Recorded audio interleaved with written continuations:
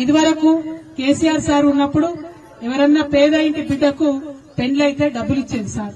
KCR sir ఎట్లా అంటే మీదికి ఏం పని చేయడు, కొంత ఆలోచన చేసి ప్రజల హృదయాల్లో ఉన్నటువంటి దుఃఖానికి సంబంధించి కార్యక్రమాలైనా చేస్తారు. ఒకసారి ఏమైతుందంటే తెలంగాణ ఉద్యమ సందర్భంలో కేసీఆర్ గారు ఒక తండాకు వచ్చారు. ఇదే మన మహబూబ్నగర్ జిల్లాలోనే తండాకు వచ్చారు. ఆ తండాకు పోయి అక్కడ నైట్ అక్కడే నిద్ర చేస్తే తెల్లారు లేచే వరకు ఆ తండాలో పాపం ఒకరి ఇల్లు కాలిపోతే కేసీఆర్ సార్ తండాలనే ఉండే వరకు ఆ ఇంటి పెద్ద ఆయన వచ్చి సార్ దగ్గర మొరబెట్టుకుని నా బిడ్డ లగ్గం కోసం దాచుకున్న సార్ పైసలు, రాత్రేమో గుడిసె కాలిపోయింది, ఏం చేయాలనో అర్థం కాని పరిస్థితి ఉంది అని ఆయన పాపం బాధపడితే ఏడిస్తే ఆనాడు అడుగుతాడన్నట్టు సార్, ఇది ఎప్పుడు తెలంగాణ కోసం కొట్లాడే టైంలో అడుగుతారన్నట్టు కేసీఆర్ గారు, ఏమైంది ఎంత కావాలా డబ్బులు అంటే, ఒక 50,000 రూపాయలు ఉంటే నా బిడ్డ పెళ్లి అయిపోతుంది సార్, మొత్తం కట్నం గాని మంచం గాని తపేల గాని బీరువా గాని అన్ని ఇచ్చి పంపించచ్చు అని చెప్తారు.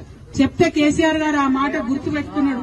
ఎందుకంటే అది తన హృదయానికి దాకింది, మనసు బాధపడ్డది కాబట్టి అది గుర్తు పెట్టుకుని తెలంగాణ వచ్చిన తర్వాత ఏ ఒక్క ఆడబిడ్డ అడగకున్నా, ఏ ఒక్క ఆడబిడ్డ దరఖాస్తు పెట్టకున్నా, ఏ ఒక్కరు కూడా ధర్నా చేయకున్నా ఆయనంతట ఆయన పేద ఇంటి ఆడబిడ్డకు పెళ్లైతే 1,00,000 రూపాయలు ఇవ్వాలని చెప్పి 1,00,000 రూపాయలు ఇచ్చి లక్షలాది మంది ఆడబిడ్డలు పెళ్లి చేసిండు ఆయన.